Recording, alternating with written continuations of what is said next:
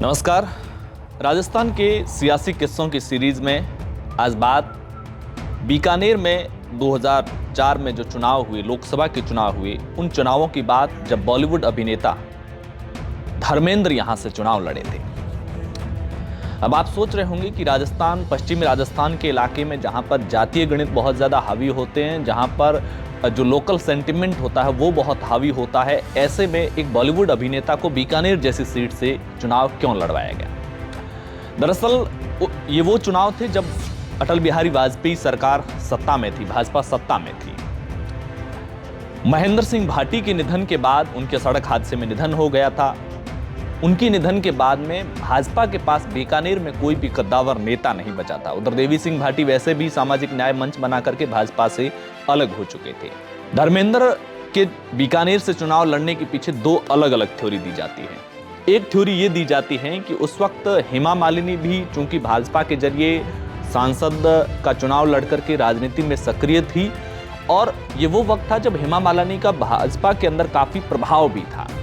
हेमा मालिनी ये चाहती थी कि धर्मेंद्र भी किसी न किसी लोकसभा सीट से चुनाव लड़े, सांसद बने, और 2004 का जो चुनाव था उसमें ये माना भी जा रहा था कि अटल बिहारी वाजपेयी ही फिर से सत्ता में आ रहे थे। तो हेमा मालिनी चाहती थी कि धर्मेंद्र को केंद्र में मंत्री बना करके एक पावर गेन किया जा सके, और यही वजह थी कि हेमा मालिनी की सिफारिश पर ही धर्मेंद्र को, बॉलीवुड अभिनेता को, बीकानेर से टिकट दिया गया, वो चुनाव लड़े और सांसद बने।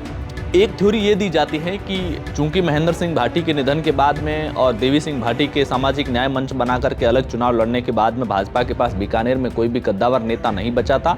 ऐसे में वसुंधरा राजे ये चाहती थी कि धर्मेंद्र को यहाँ से टिकट देकर के एक बॉलीवुड स्टार को बीकानेर से चुनाव लड़वाया जा सके।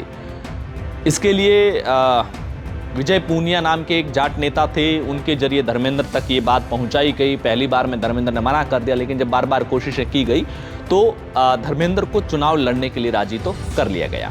जब उनके लिए लाल कृष्ण आडवाणी ने बीकानेर में जनसभा की और उसके बाद में सर्किट हाउस में लाल कृष्ण आडवाणी ने उस वक्त के जो बीकानेर के एसपी थे, पुलिस अधीक्षक, उनसे बातचीत की और चुनाव के बारे में फीडबैक लिया, तो उन्होंने ये कहा कि भाजपा बीकानेर में चुनाव हार रही है। जब ये फीडबैक एसपी के जरिए लाल कृष्ण आडवाणी को मिला तो लाल कृष्ण आडवाणी ने धर्मेंद्र को दो सुझाव दिए।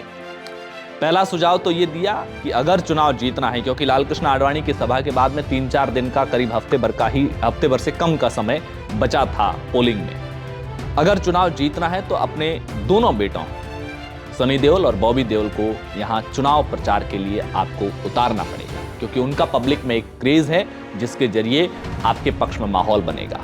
दूसरा, उन्होंने ये सुझाव दिया कि देवी सिंह भाटी चूंकि भाजपा के कद्दावर नेता थे, कोलाय से लगातार वो विधायक बन रहे थे, लेकिन अगर ये चुनाव जीतना है तो आपको जो सामाजिक न्याय मंच बना करके देवी सिंह भाटी अलग अपनी एक सियासी लकीर खींच रहे हैं, उन देवी सिंह भाटी को अपने साथ लेना पड़ेगा। धर्मेंद्र ने ये दोनों सुझाव माने, अपने दोनों बेटों को यहाँ पर चुनाव में कैंपेन के लिए उतारा और देवी सिंह भाटी को भी अपने समर्थन में लिया। ये वो चुनाव था जब देवी सिंह भाटी ने अपने घर पर दो राजनीतिक झंडे लगाए थे। एक अपना सामाजिक न्याय मंच का जो झंडा था वो लगाया और दूसरा भाजपा का झंडा लगाया। चुनाव हुए, धर्मेंद्र के सामने मुसीबत इसलिए भी थी क्योंकि कांग्रेस के नेता रामेश्वर डूडी उनके सामने मुकाबले में खड़े थे। रामेश्वर डूडी 1999 के चुनाव में यहां से सांसद बने थे और 2004 ये जो चुनाव था उसमें वो सिटिंग एमपी थे। उनका बीकानेर का जो ग्रामीण इलाका है उसमें उनका अच्छा खासा वोट बैंक था। ऐसे में रामेश्वर डूडी को हराना धर्मेंद्र के लिए काफी मुश्किल था, लेकिन बाद में जिस तरीके से देवी सिंह भाटी को अपने पक्ष में लेने के बाद में, अपने दोनों बेटों को चुनावी मैदान में उतारने के बाद में जिस तरीके से समीकरण बदले, उसमें धर्मेंद्र चुनाव जीतने में तो कामयाब रहे, लेकिन केंद्र में बीजेपी की, केंद्र में एनडीए की सरकार नहीं बनी। कांग्रेस सत्ता में आई तो धर्मेंद्र का जो हेमा मालिनी का जो दूसरी थ्योरी के मुताबिक जो सपना था उनको मंत्री बना करके पावर गेन करने का, वो कामयाब नहीं रहा।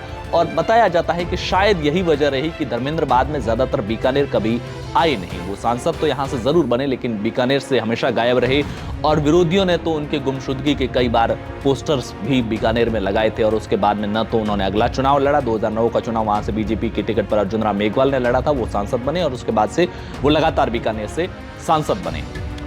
तो ये था बीकानेर से धर्मेंद्र के, बॉलीवुड अभिनेता के चुनाव लड़ने का सियासी किस्सा। जी राजस्थान के डिजिटल प्लेटफॉर्म पर अगले किसी और सियासी किस्से में होगी मुलाकात। ये वीडियो पसंद आया हो तो लाइक और शेयर ज़रूर कीजिए। शुक्रिया।